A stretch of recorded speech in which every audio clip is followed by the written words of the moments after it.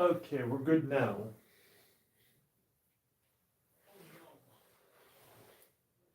Alright. Sorry for my feet. I'm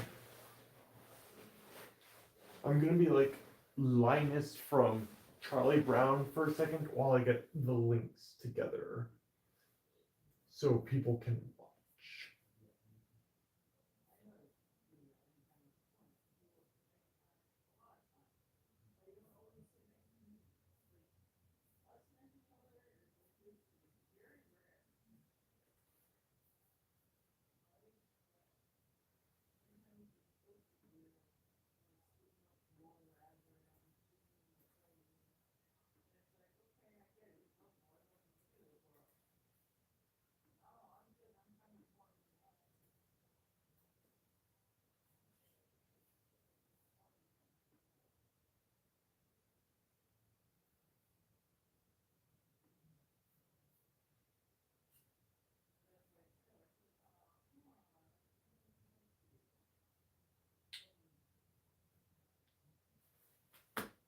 Okay. I'm so sorry it's in portrait mode, guys. Um, I tried to do it in landscape, but for some reason the video was like really squished and it looked bad.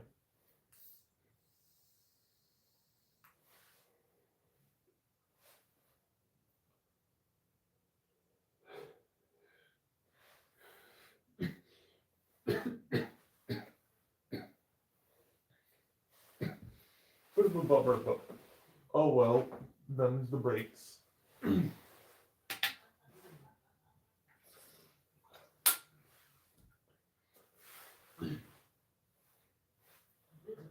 Alright, I'm not gonna wait too long. I'm gonna be a fuddy duddy because like I have to get up early tomorrow, so I have a self-imposed bedtime. So to make a long story short, this is my pride and joy. This is an original model, backwards compatible PlayStation 3. The A01. Let me flip it over. I don't know if you can see it. It's heavy. I'm waiting for the stream to catch up.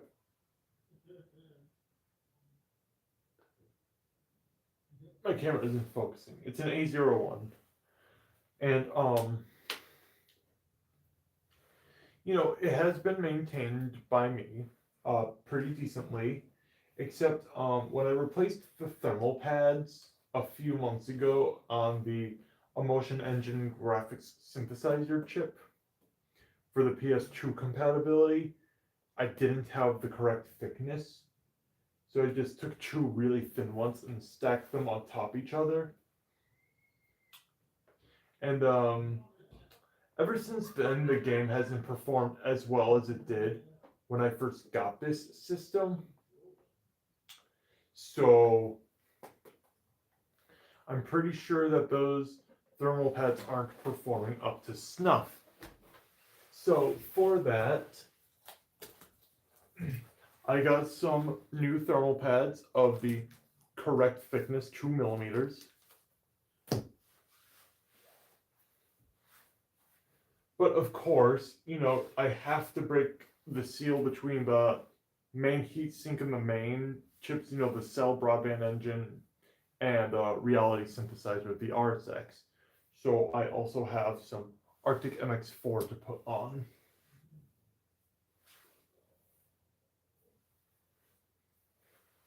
And yeah.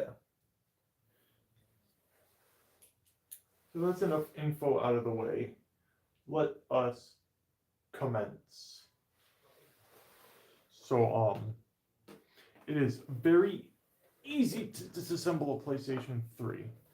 First, we're gonna remove the hard disk.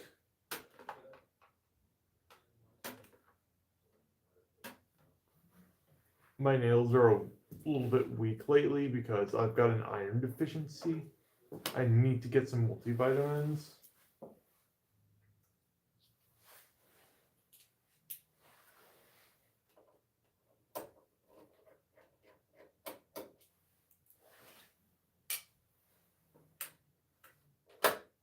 So here's our hard drive. It's the original 60 gigabyte Seagate drive. I didn't replace or upgrade the drive because this one still works. I don't play a lot of games, and it still worked. That's the only reason I really have it. It still worked.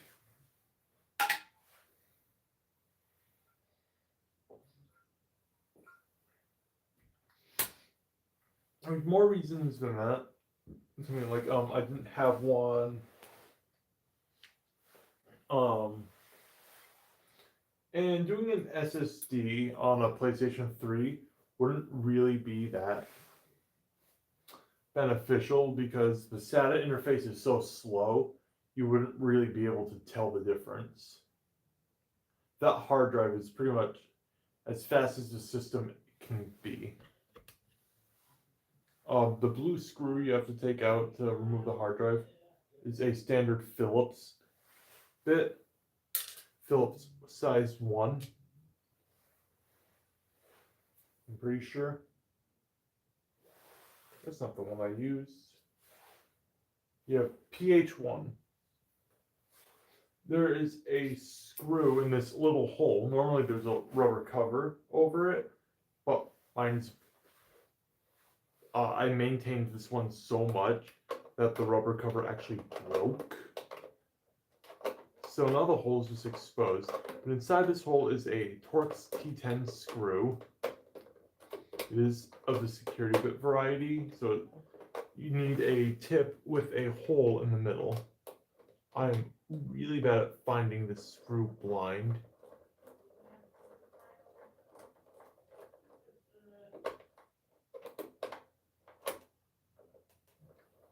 There you go, I found it.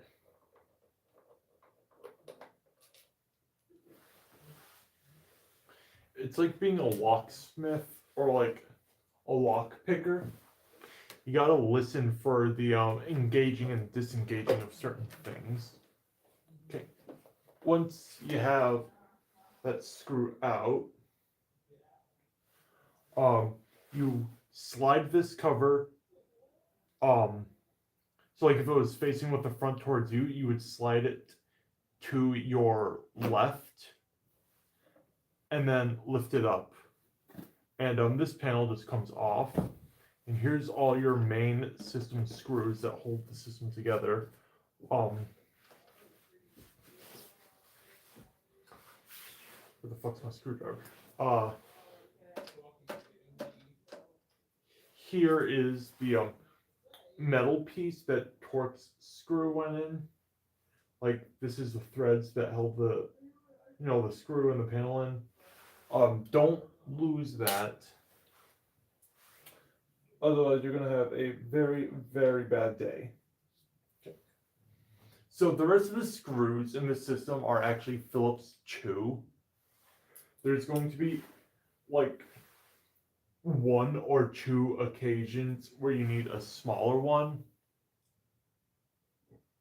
Excuse me, but I'd say like 98% of these screws are Phillips size 2.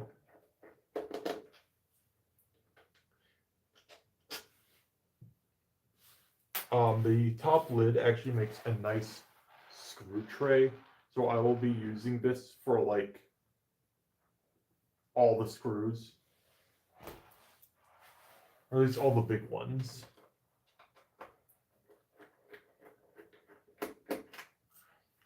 Mostly because the screw tray for my iFixit kit doesn't have very big sections.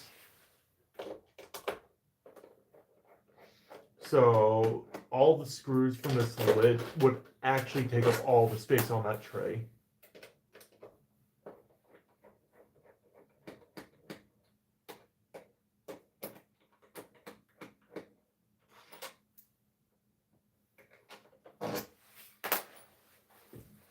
I'm going to take my jacket off. It's starting to get a little warm in here.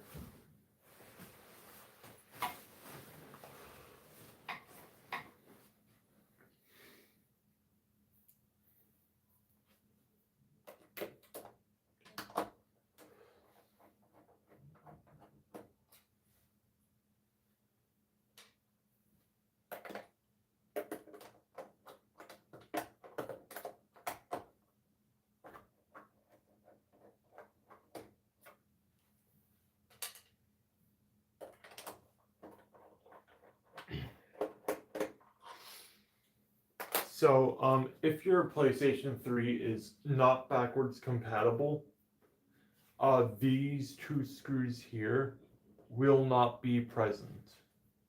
These screws are for the card slots, like the extra card slots.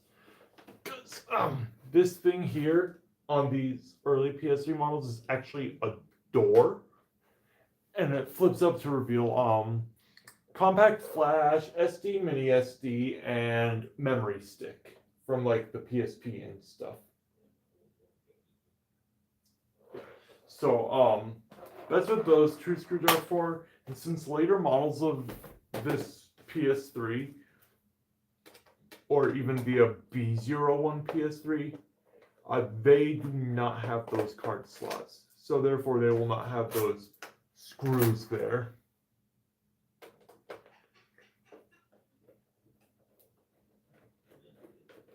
Well, the B01 might have those screws there. I don't know. I've never owned a B01. And frankly, I wouldn't want to. Because I like to have my PlayStation on the internet. And I know the B01 doesn't have Wi-Fi, but my bedroom is too far away from the internet setup to run an Ethernet cable. Like feasibly, I'd need like a 100-foot cable, and then I'd need to like route it in a way that wouldn't trip people up. But the problem is the house's front door would get in the way.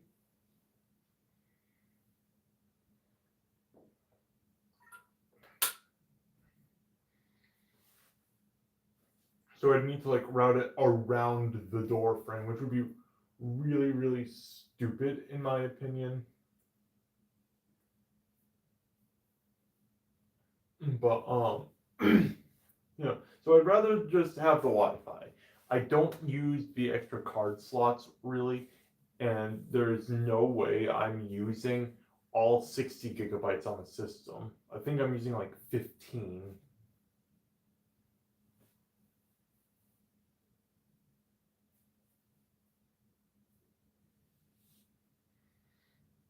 And I think some of that is the operating system, if I'm going to be honest. Um, like I said, I don't have a lot of games on here. I have Spyro the Dragon, Crash Bandicoot, uh, the first three games, and Crash Team Racing. Then I have Sonic and All Stars Racing Transformed, Minecraft, and Sonic Adventure. That's like 8 games, but 5 of those games are like a few hundred megabytes. So, like, that's effective. Like, those 5 games is like effectively a small PlayStation 3 game. Maybe even a PlayStation 2 game. But the thing is, the games I like don't take up a ton of storage, so it's not like, that's something I gotta think about. I don't really have to think about running out of storage on this thing because I know I'm never gonna have enough stuff on it to run out of storage from. Like I have those 8 games. I only play 3 of them, so I might actually just uninstall the 5 others. Sorry about my feet. I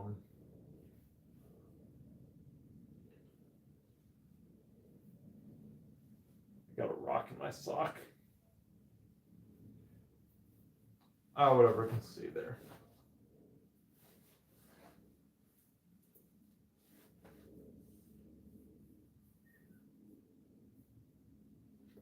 I'll take it out later.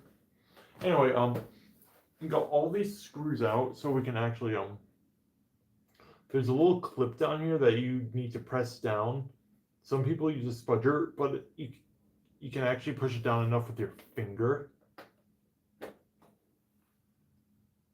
And this just kind of hinges off like the hood of a 50s car. And then there's this ribbon cable that is for the card readers. So you actually want to reach down. It's a really weird latch. Fully horizontal is locked position. So you want to move it to vertical and then pull the cable out. And here's a neat detail. The plastics on this PS3 are ever so slightly translucent. I don't know if you can see that.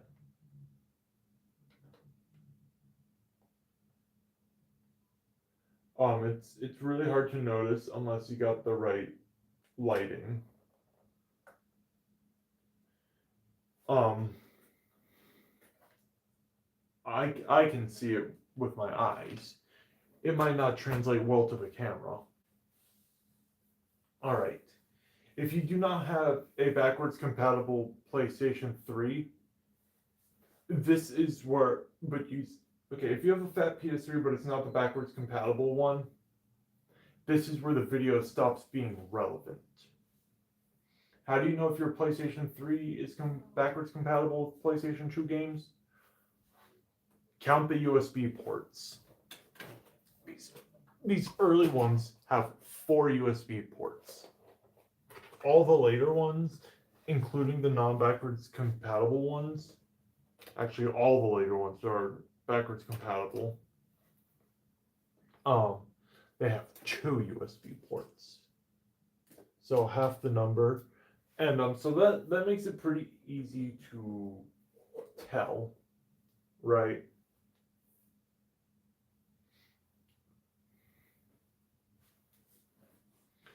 And yeah. And the trim around the disc tray on the backwards compatible one is either chrome, like on this one, or jet, or like the glossy black on like the B0 one. Those are the backwards compatible ones. If it's like a flat silver look, then yeah, absolutely not.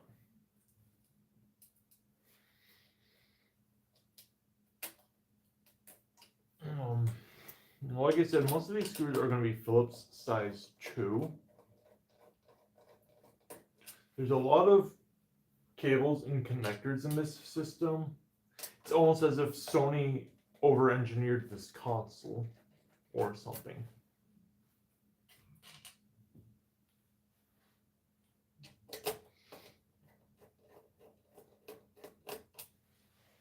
Okay.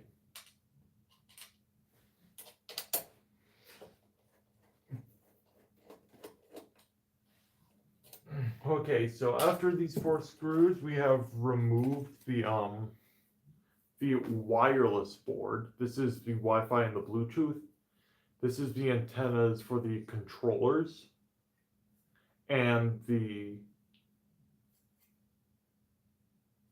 I think this might be the speaker that makes the beep when you turn the system on.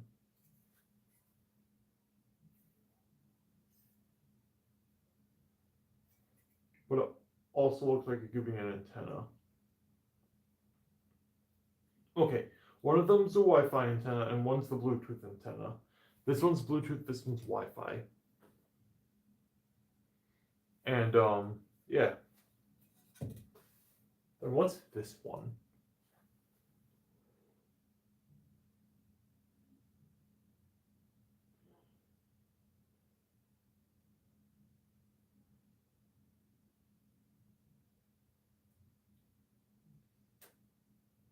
Doesn't say. It's probably so I can get like better range or something. Where'd my screwdriver go? Goodness, I'd lose my head if it wasn't attached. Oh, there it is. It's hiding under my leg. Here's another one of those weird ribbons where you put it vertical to unlock it. Okay, That's gone. Let's remove the power supply. The first thing we took out was the Blu-ray drive. This has actually been causing me a bit of a headache recently. I don't know if it's because, the front panel was glitching out or if it's the drive itself. I'm sure I'll find out.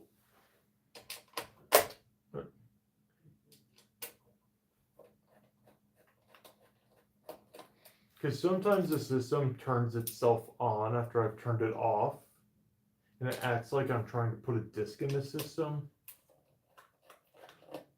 Like the blue light starts blinking, like when you're putting the disk in.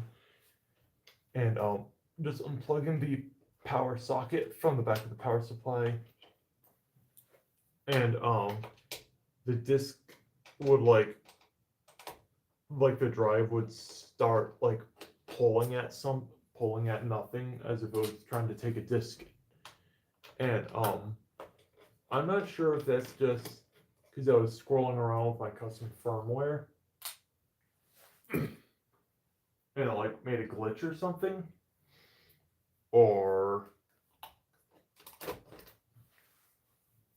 this is the power supply, or if it's just like my disk drive being funky because I was working on it not that long beforehand. Here's the power supply. This is a 380 watt power supply. This is the APS 226 revision. This is the one you want in your backwards compatible PlayStation 3. There's like a ZSSR one, I think it is. That one gets hot, from what I hear. Granted, I haven't had an encounter with one, but that's just, what I hear.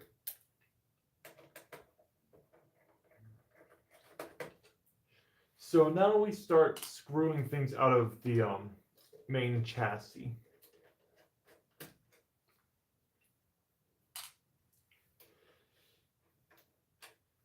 So this is the front control board. This is a couple of metal springs, and they make contact with these little metal contacts here and here. This is for eject, this is for power. And on the other side are the actual things. So that's how that works.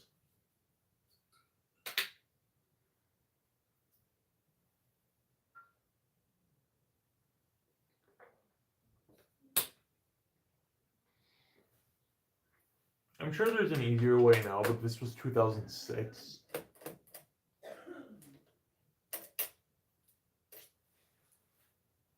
Talking about like it's some primitive time. It wasn't, but it's 2006. No one had, probably not a lot of people had messed around with capacitive buttons, really. So there was really no like concrete way of doing it. Like there was no set standard yet. Like how when PCs first started coming out, there was no ATX standard, so like the form factor and like parts could be like free for all.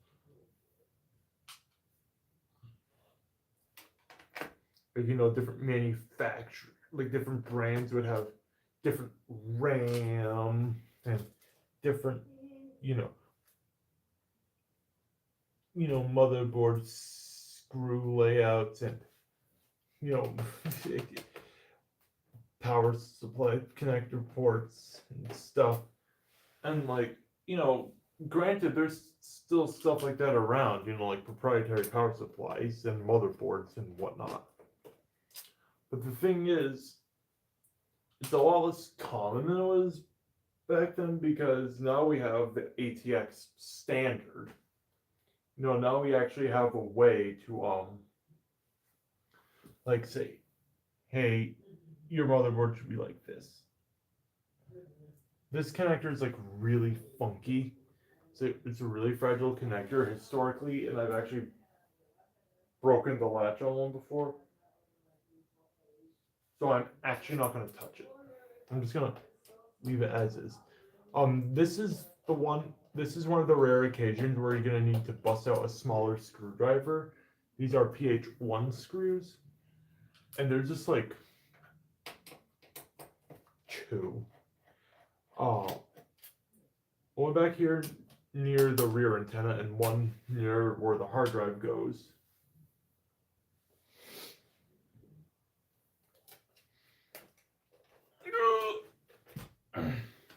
Okay, we can set this casing aside.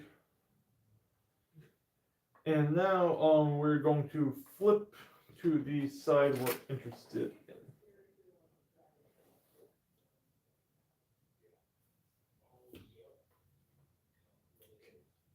First, we're actually going to remove this plastic back panel.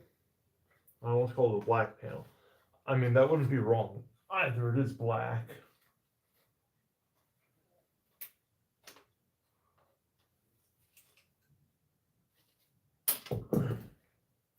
There we go.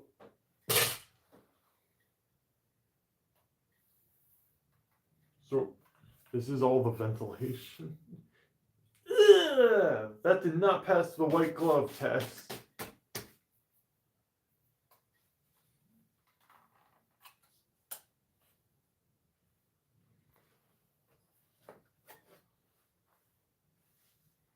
Hey. So here's the big old fan. This one's a 19 blade. You could either find this or a 15 blade fan in your PS3 typically. From what I understand, there's no benefits over one or the other than like acoustics, because one has a different resonance.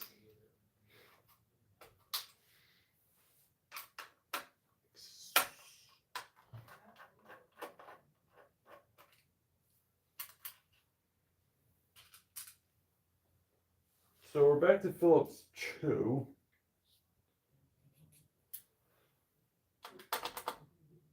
For this fan.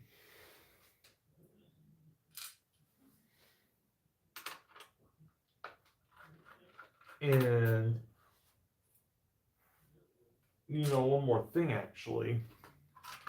Yeah, heatsink clamps. But yeah, this is our fan. It's not that thick, but it's really, really wide. It pushes. I can feel the air from back here, no joke. Like, I had my arm almost fully extended, and I still felt the air from that. It wasn't even turning that quickly. This CMOS battery. Could probably use a new one. I didn't think of that, so I didn't get one. Okay, so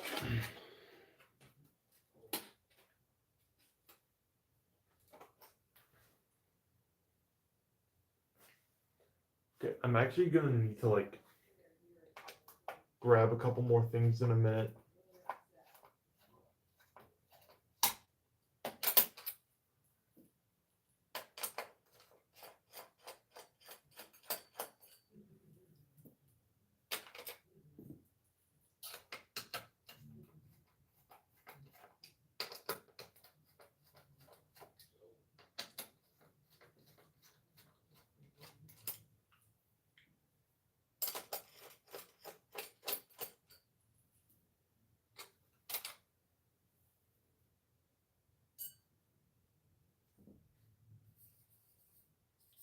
Yeah, Sony was real nice to put these pieces there. I don't think they did that in every PS3 backwards compatible. Okay. So thermal paste turns into glue if it works good. And this is Arctic MX4. So it works good. However, that doesn't bode well because pulling it off straight can actually um tug on the solder points for the CPUs and like potentially pull them off the board. And this is not my first time doing this. So I'm actually going to use this plastic spudger. And I'm going to try to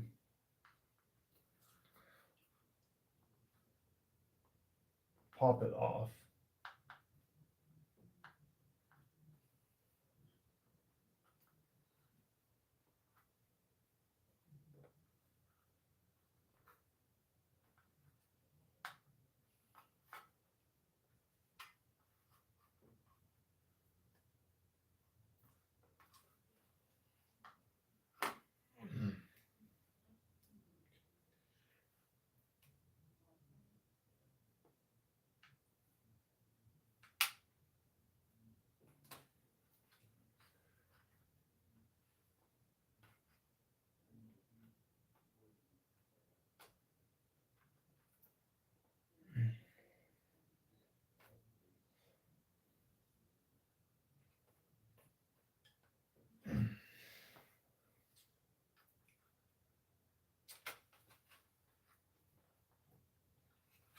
Okay, that's not working. So I'm actually going to try to gently pop it off. Gently.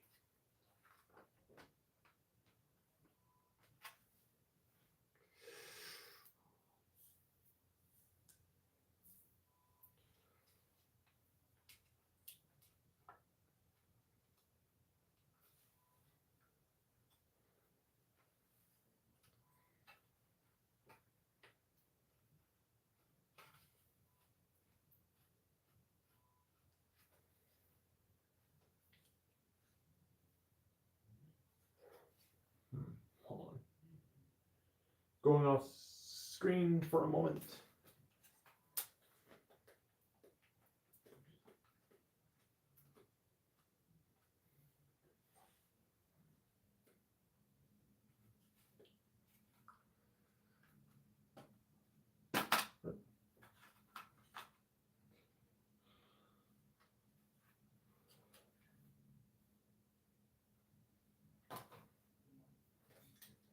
Okay. Heatsink gently removed. That wasn't so bad. Okay. Here's that second rare occasion where you're gonna need a smaller screwdriver. Uh, these two screws just hold the hard drive cage to the SATA connector. This is two PH0 screws. Once those screws are out, you can pop them to the side. And then check this out.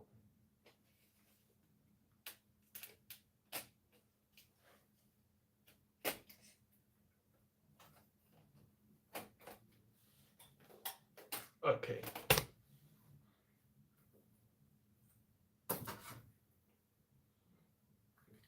Here's the goofy spots. So this is like a cut down 5mm covering the south bridge. And this is two stacked, I don't even know how thick, but they're stacked on top of each other.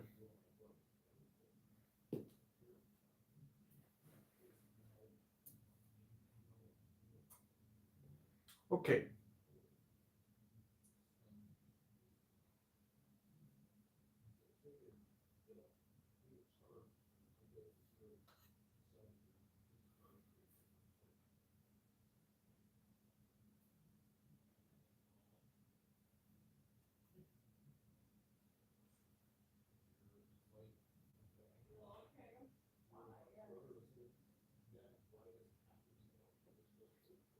Okay.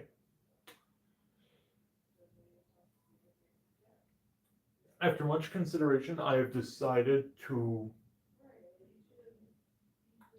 do as many thermal pads as I can. I need to get a couple of things though. I need to get more water. I need to get some isopropyl alcohol, and I need to get some thing to wipe up all the old thermal paste off with.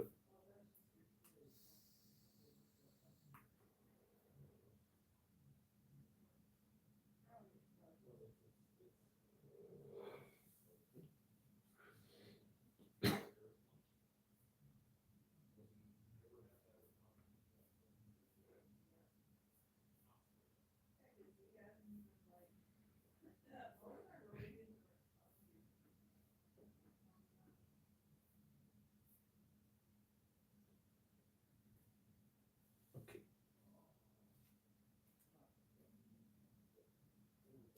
Yeah, I'll be right back.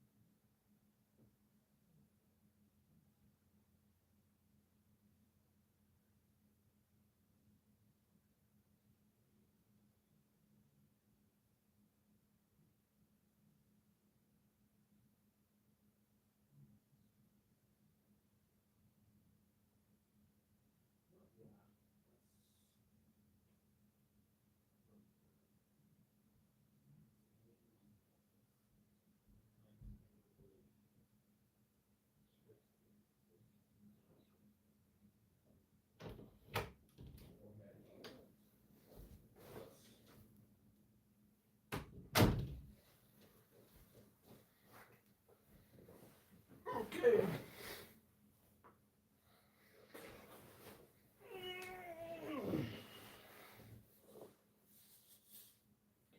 Okay, I've got the rubbing alcohol, I've got some Q-tips, and I've got some scissors to cut the thermal pads with.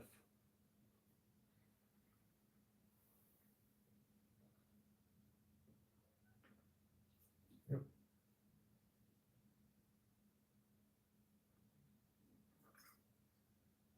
Poured a little too much, but that's okay. Now the room's gonna smell like rubbing alcohol for a bit. Yeah.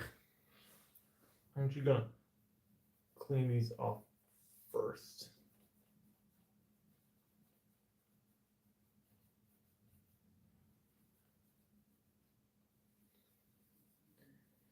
It would be so much better if we had paper towels, but we don't.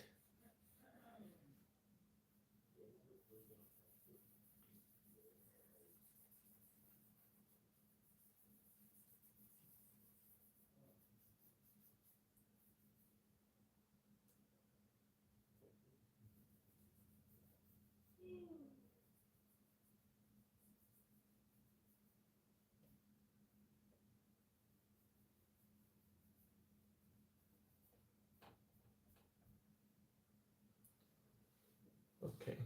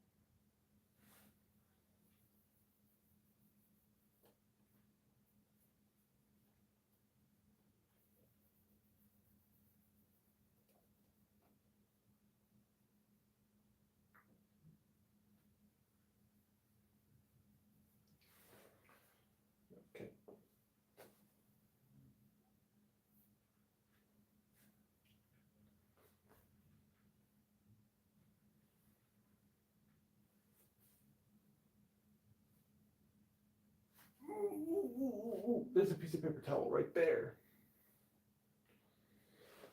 Okay.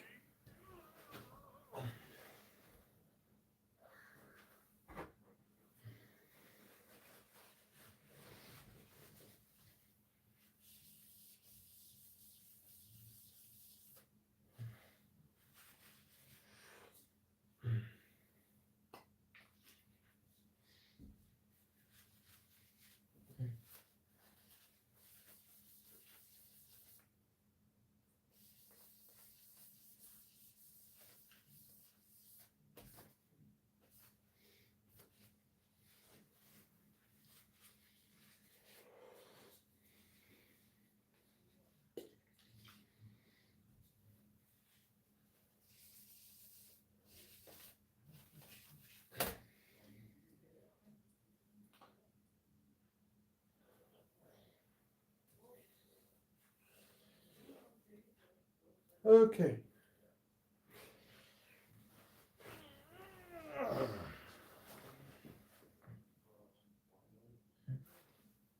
Yeah, that's a lot better. Yeah, Q-tips really aren't the best for cleaning up thermal paste. They're better for like liquid metal.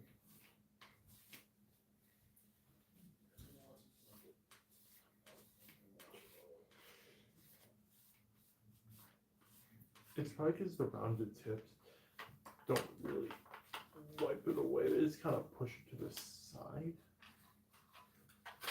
You know, kind of like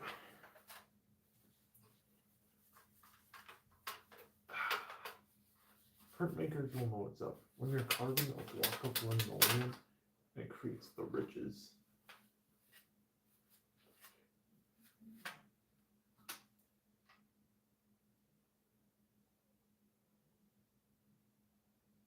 Okay, yeah, that's pretty clean. Yeah, that's pretty clean. Yeah, you basically want the chips and the heat sinks to be clean.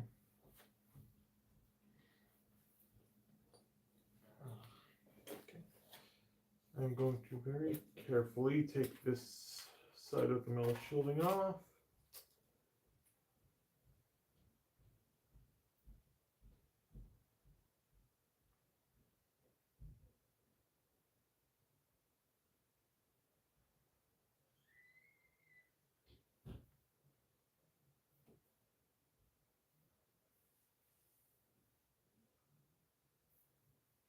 Well, these thermal pads seem okay.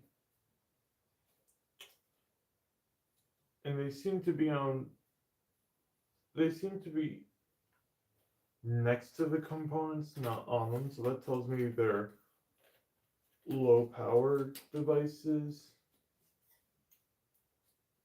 which aren't really going to need as intense cooling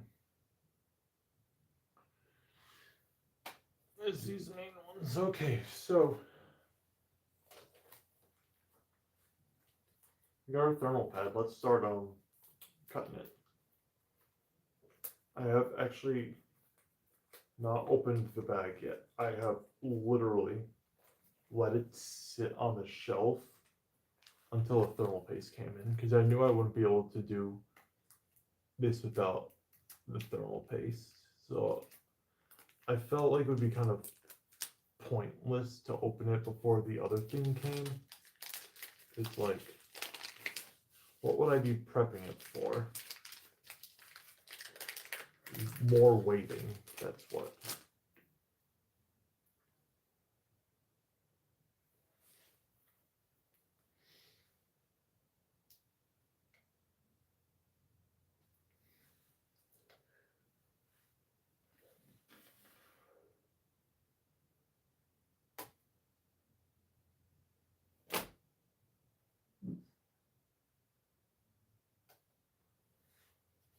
What is that?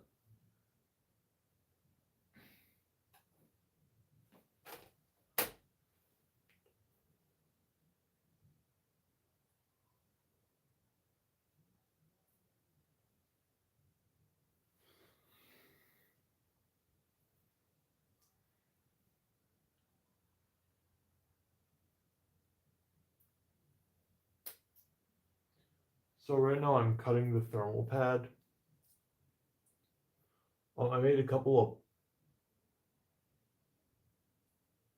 of puncture marks so I know where exactly to cut.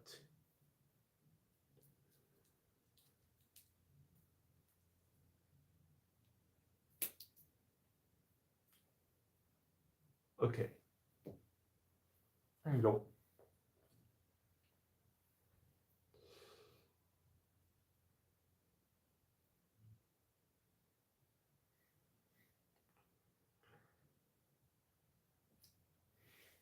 Oh yeah. Oh, Kami's gonna be so happy now. Amaterasu's gonna run through those fields at a full 30 FPS. I thought it was crazy that the game was starting to perform worse, especially considering how high I had the fan turned up. I was like, this should not be happening.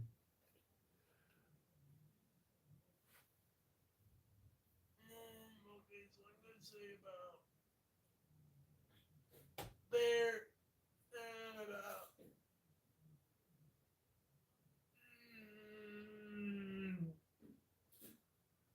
there.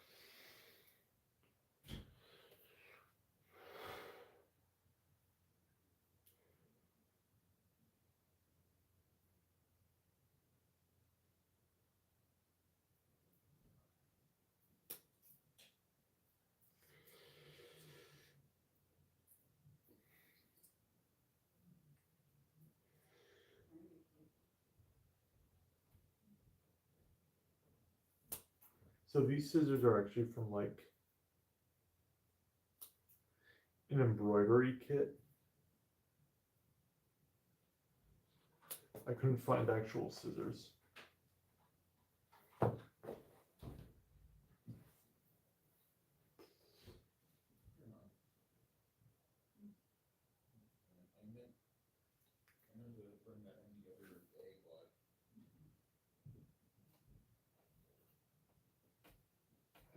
Okay, there we go.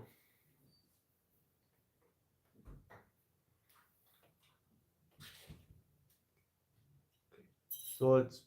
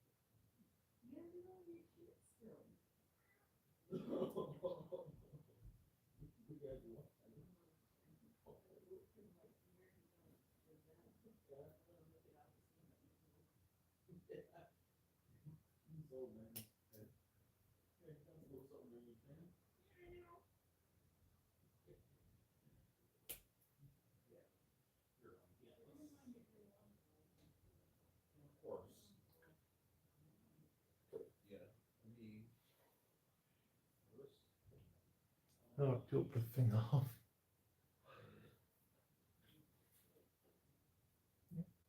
I was gonna say, there's one with their thermal pad still on.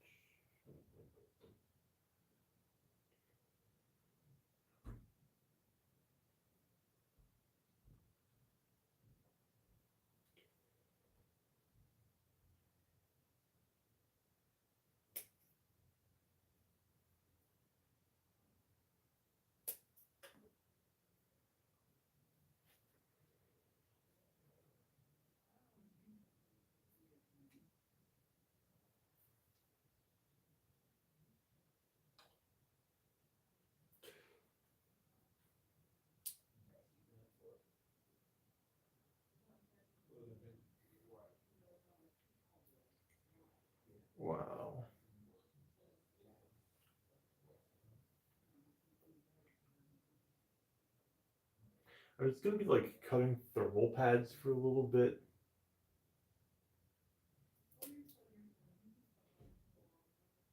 I forgot to get more water. That's okay. I can do that in a minute. Or after this stream.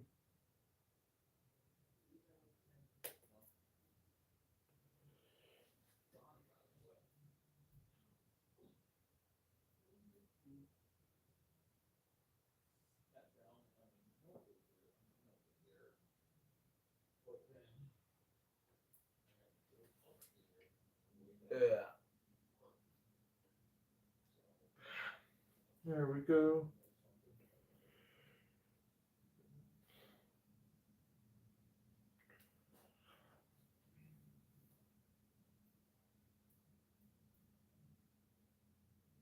Thank God I got such a big sheet.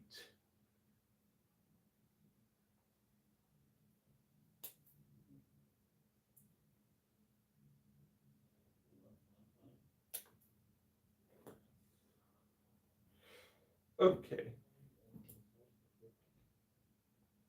I'm sorry you can't see what I'm doing. It's one of those instances where I need to see what I'm doing. But you can see that I am putting freshly cut thermal pads on. I don't know if you can tell. Yeah, you can see things are turning blue. Why are you blue? What's wrong with you? Why are you blue?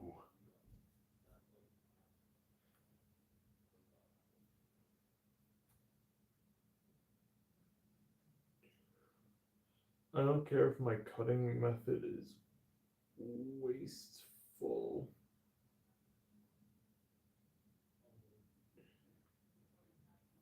This is the only thing I'm ever going to use these thermal pads for. In fact, when I'm done, I'm probably just going to throw the remaining stuff out or just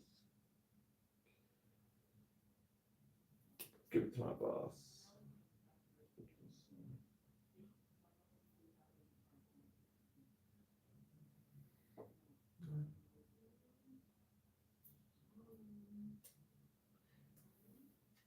You know, I'm supposed to see my grandfather tomorrow, and I'm supposed to give him a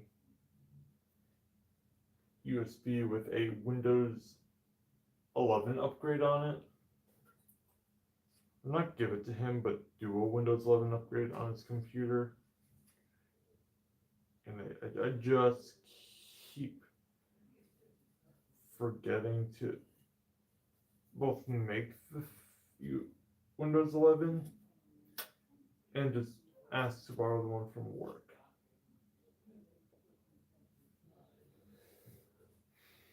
Okay, these thermal pads are trying to crumble apart. So that tells me it's a good thing I'm replacing them.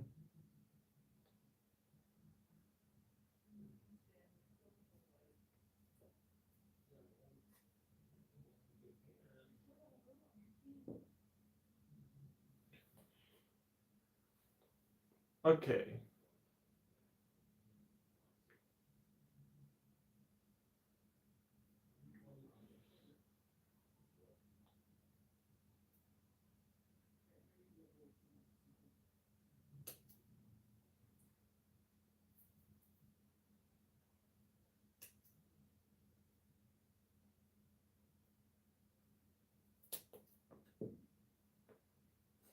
All right.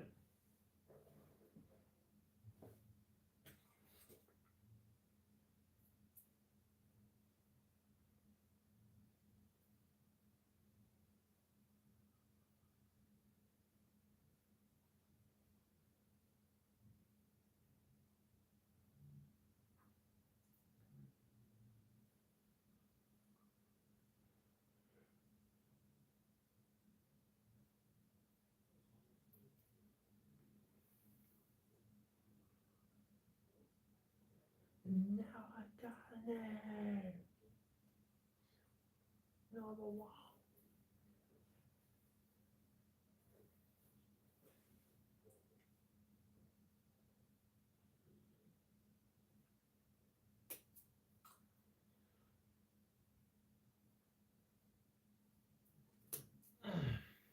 So this might seem desperate to y'all, but like I love my PS3 so much, I'm doing like almost everything I can to keep it alive as long as possible. Like that's why I'm doing thermal pads. Because everyone's thinking of preserving the RSX, because that's like the important part of the PlayStation, right?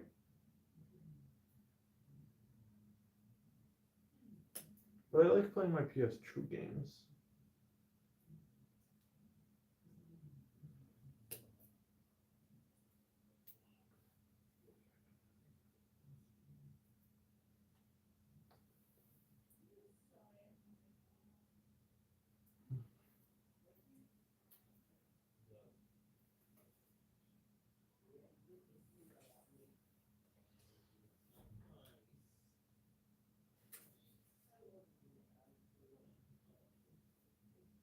Yeah, I hope 2 millimeters isn't too thick.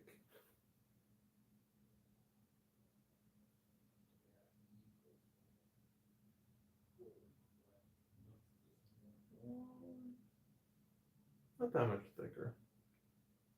I'd say it'll pass. It'll pass.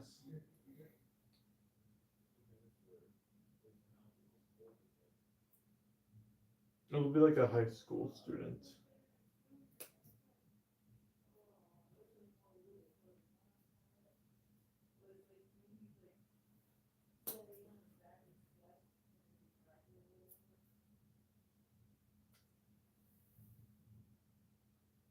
Or like a transgender person at a nightclub.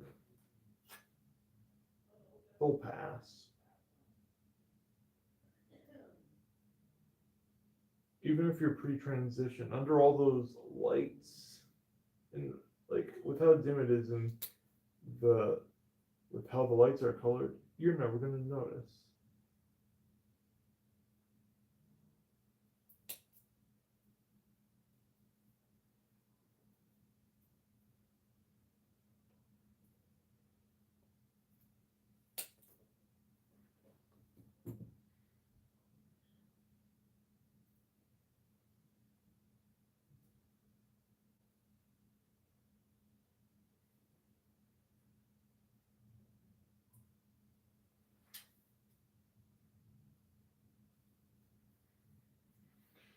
Okay. Oh, my leg. Ugh.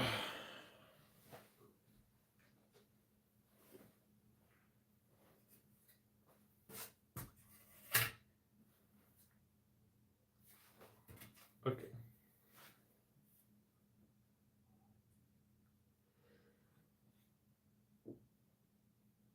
Now I need to get the remaining thermal pads off, which I'm just gonna do with one blade of the scissors. This sponger's got a lot of thermal paste on it.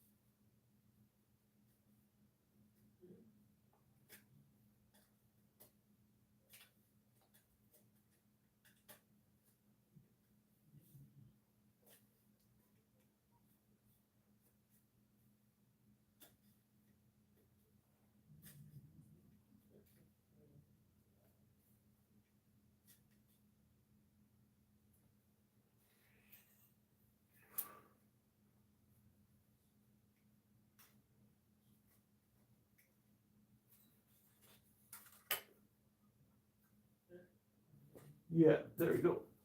Now I'm going to clean off the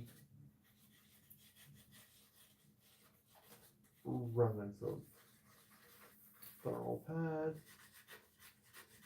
so that way it has the best contact possible.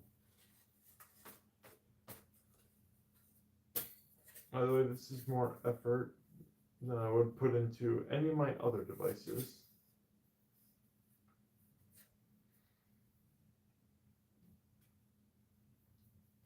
Okay. Now I just need to like peel off all this plastic film.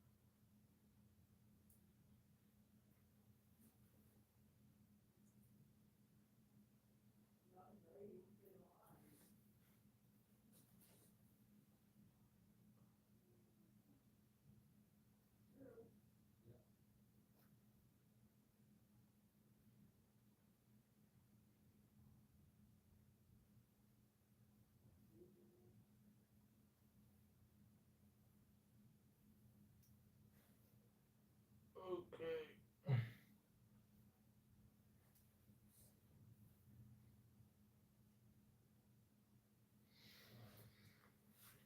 Okay, this one's weird USB ports. Yeah.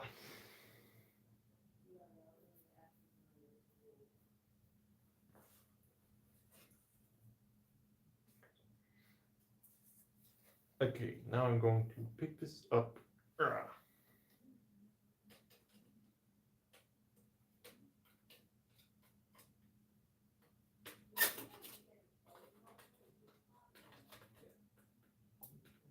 Hook on the front of the metal casing.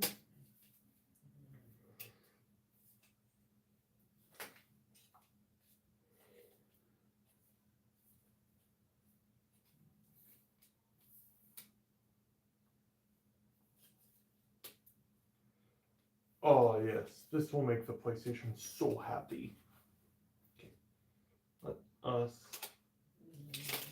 put some of the screws in to kind of get it to quote unquote hold together.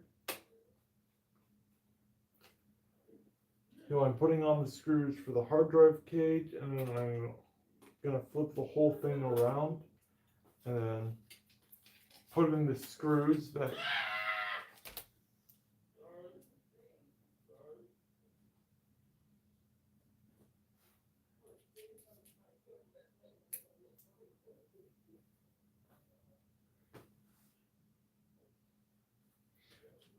my parents are watching the Practical Jokers. It must be a really funny one.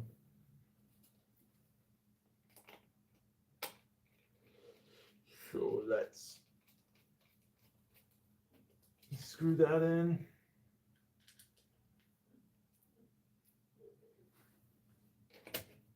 And screw that in so that way the metal shielding will stay together.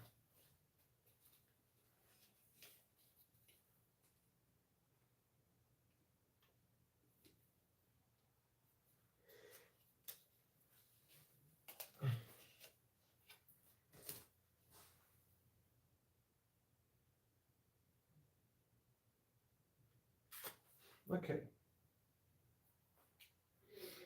Now, y'all might think I'm using too much thermal paste.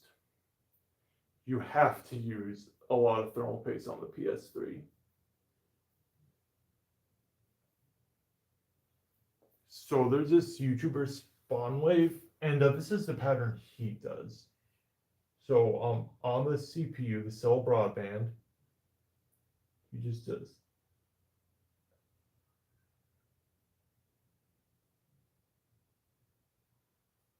a nice thick line down the middle. And for the RSX, the GPU,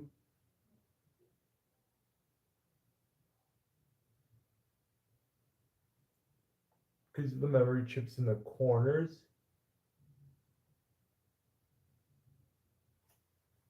it does a nice fat X.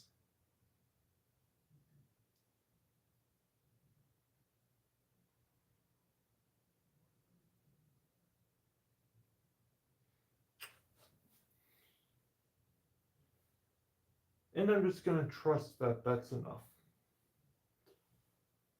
But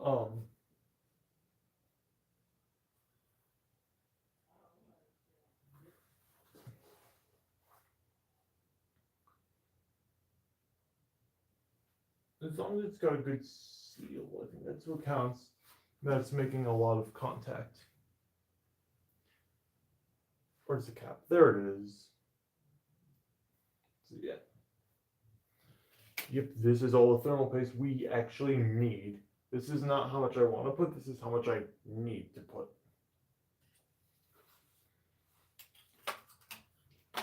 So, once that's all set, we can take our heat sink and place it down. You want this black plastic part to be facing the front of the system, which is where these USB ports are. And then you place it down.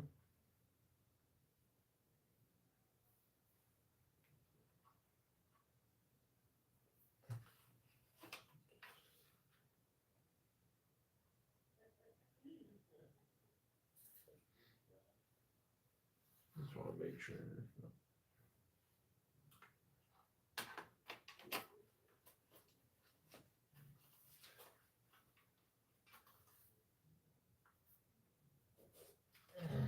Okay. I'm gonna flip it over.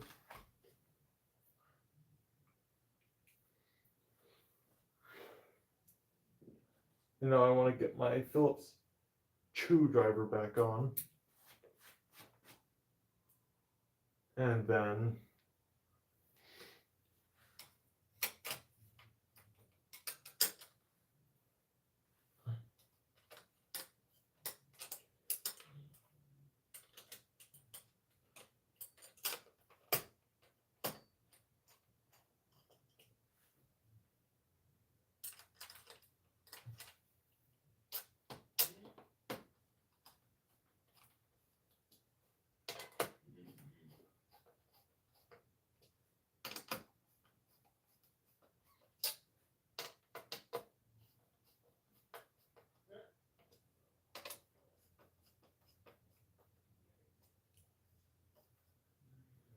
okay, there we go. Okay.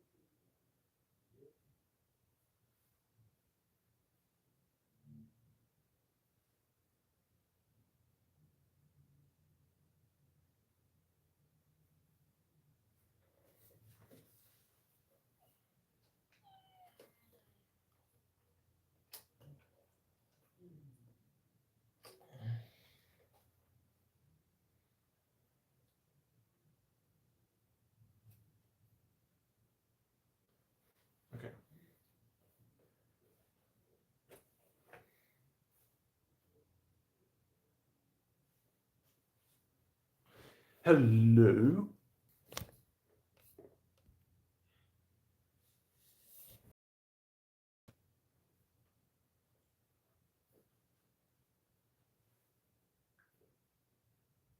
That was weird. Okay, I don't know how much you missed, but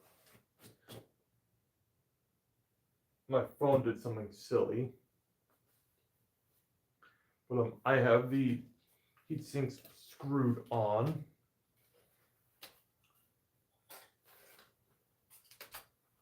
So now the thermal paste should be spread all evenly. Keyword should be. If Spawnwave on YouTube steers me wrong, I swear to God. I'm being silly, of course, but like.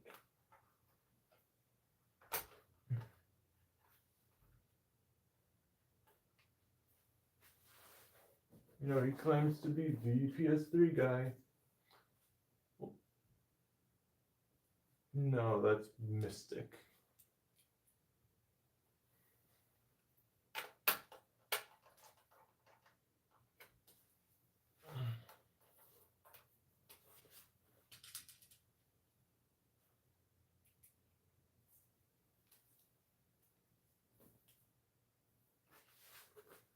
Freaking static cling. All the plastic film is like sticking to everything.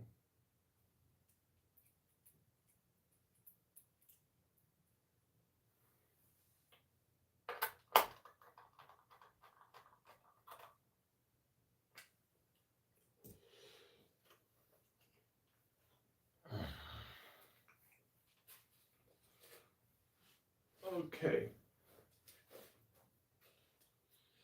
Now we can put this panel back on, this decorative panel.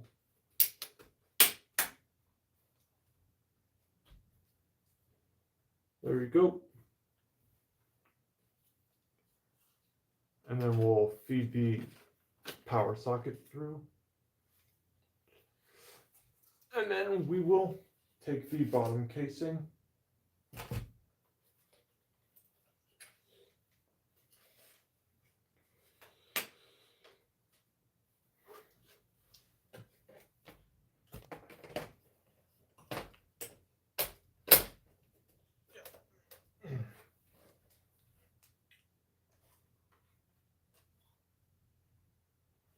Okay, so now that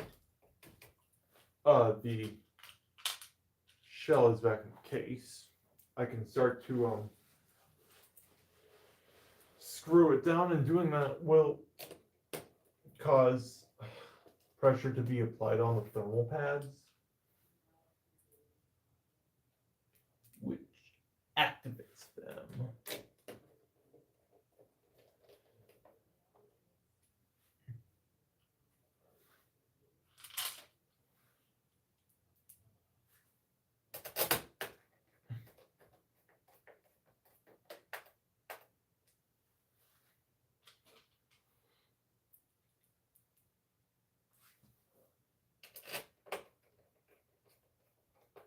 Okay, so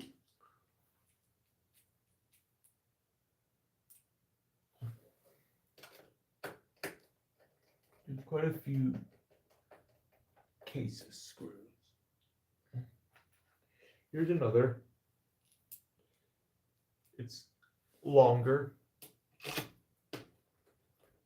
There's one just like it that holds the outside of the system together too. But, okay. This metal bracket is what holds up the power and eject buttons. So that way they can actually reach the thingy.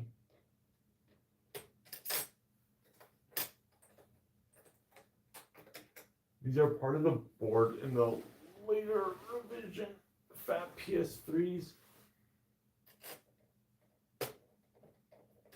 I forgot what they did there.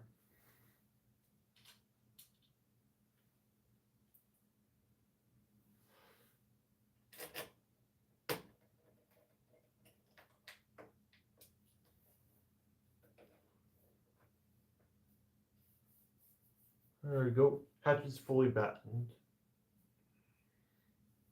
Batten down the hatches, as the pirates say. Okay. This screw with the washer goes in this green and white striped cable, and that's just for ground, because this PlayStation has a ground connector. I think only this and the PS4 Pro have that.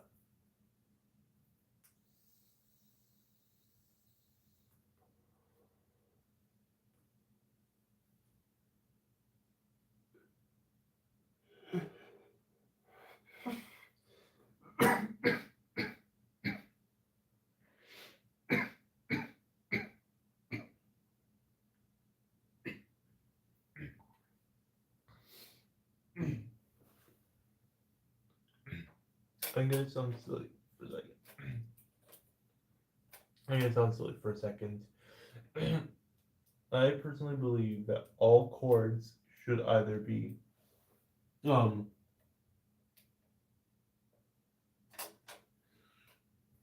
grounded or at the very least polarized.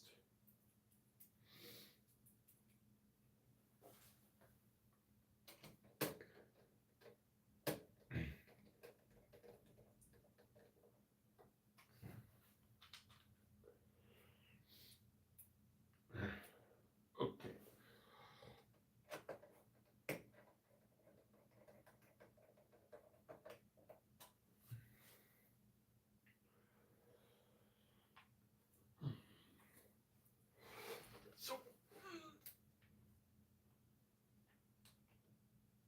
So we're gonna plug the power socket back into the power supply. We're going to tuck the wires underneath this plastic lip.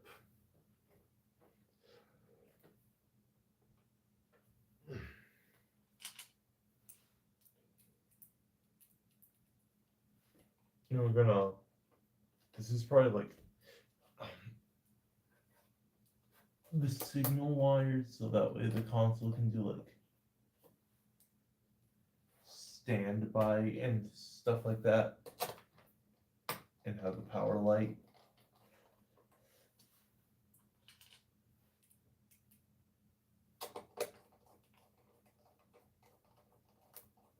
That's just my guess. I know it's got something to do with how it communicates with the system. I don't know what exactly it's doing. Maybe it's doing all of those things. I don't know. I didn't make this. I wish I did. You know what I'd really like to see? People have done it with PlayStation Chews all the time. I'd like to see a portable one of these. That would be neat.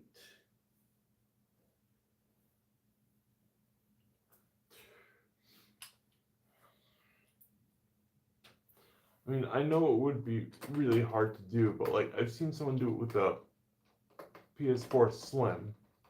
I'm not saying it's got to be a backwards compatible PS3 because, you know, the way the chips are, that would make it impossible to do feasibly. So, maybe like you can use like a super slim.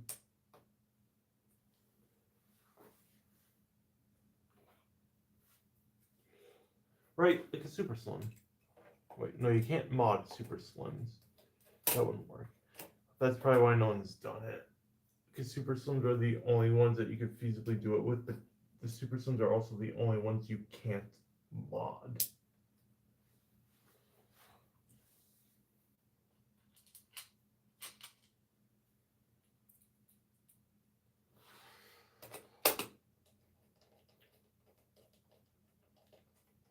That would be so cool though. If someone figures out how to mod the PS3 Super Slim, I wouldn't be surprised if a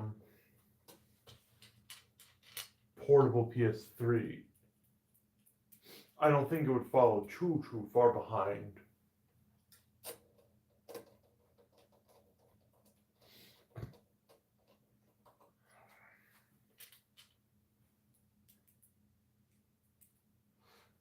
Mark my words.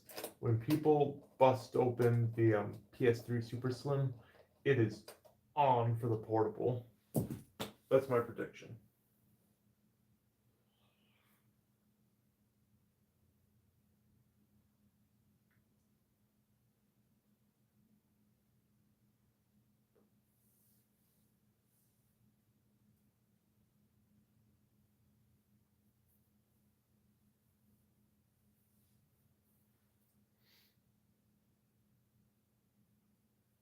One of those torques. Like, oh no, do I have an extra screw? I do not.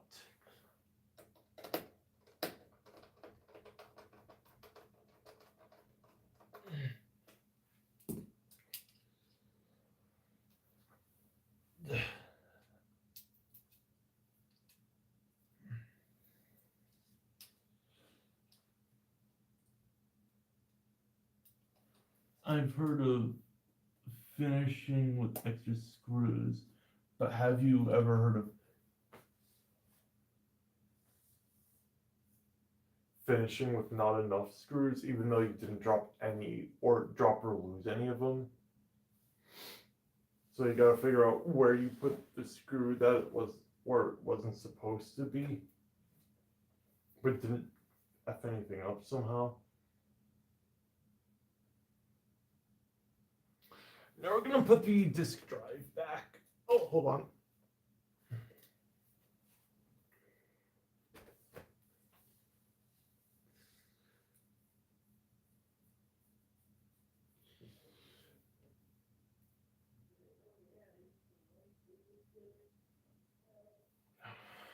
Yeah. This one still feels okay. But since I did, the rest, I might as well.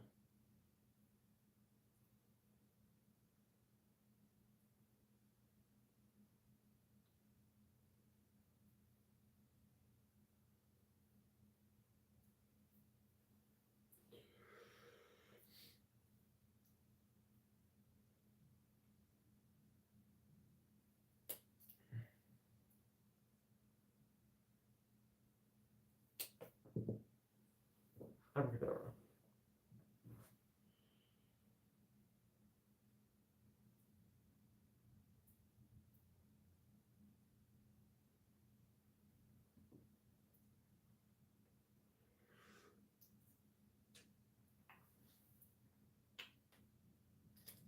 There we go.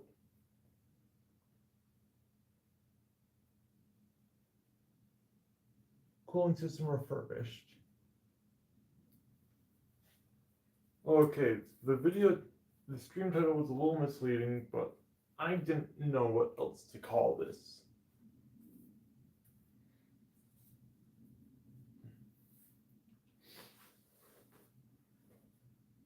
There's this drive.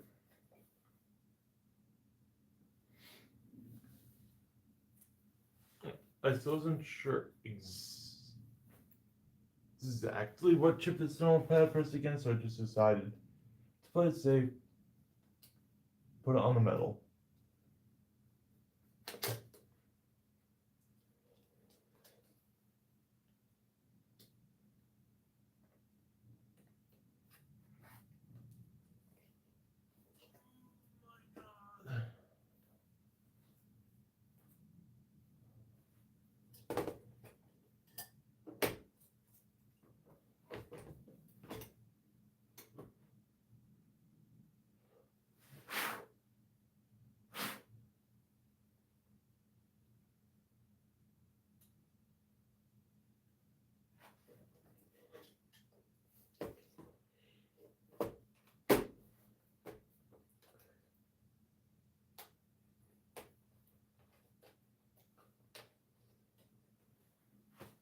Okay, here we go.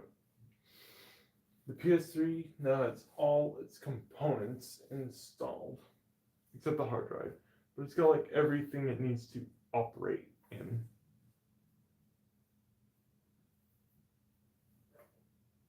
I mean, it needs its hard drive. You know what I mean? Like, you can turn it on and it will post. probably into safe mode.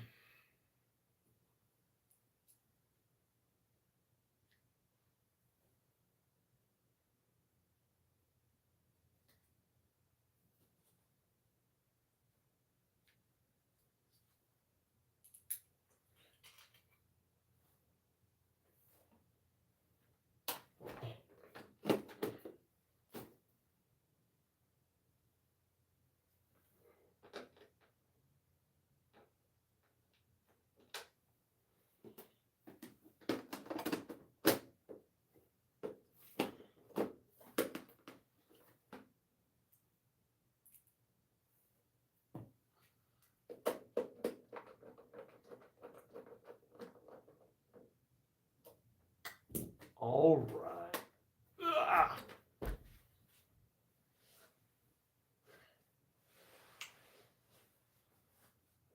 Ugh.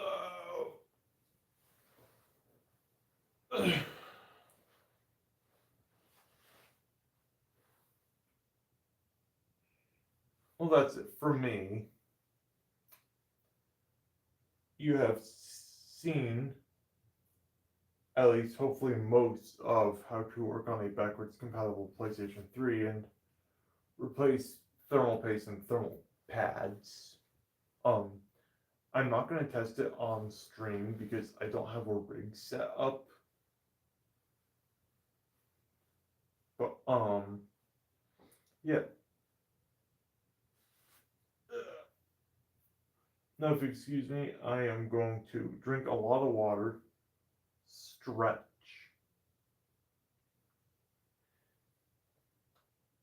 and go to bed in like half an hour. Lakes.